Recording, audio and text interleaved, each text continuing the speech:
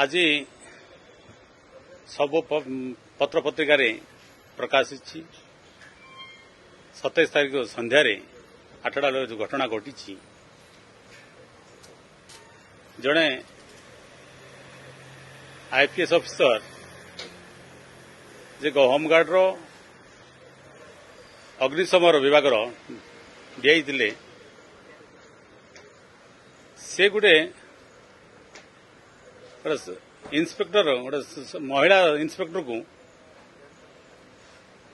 संध्यारे जाई घर हजबैंड को सम्मुखें में आसल्ट कले दुर्व्यवहार भी करिसेंती। पंडित राजेश गौतम राव ये गोटे जो मैंने उच्च पदपदवी थिबा कर्मचारी माने जदि तल कर्मचारी प्रति जदि दुर्व्यवहार देखांती आज जो पेपर प्रकाश है ओडिशा रे आईन श्रृंखला बोली किछि नाही। आज गोटे पत्र पत्रिका आसला पर हम जानी पारलु जे एभली अनेक घटना हो जाई पारे किंतु मुख्यमंत्री ताको गृह विभाग अच्छी से ध्यान देवे कठोर रु अधिक कठोर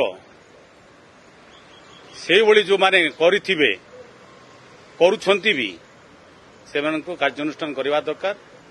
गोटे उदाहरण स्वरूप कठोर रु कठोर निष्पत्ति जदि नेबे कार्यानुष्ठान ग्रहण न करेंगे ये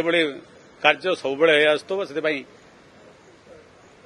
से न्याय देवा कथा किंतु हजबैंड को देखिए प्राइवेट हॉस्पिटल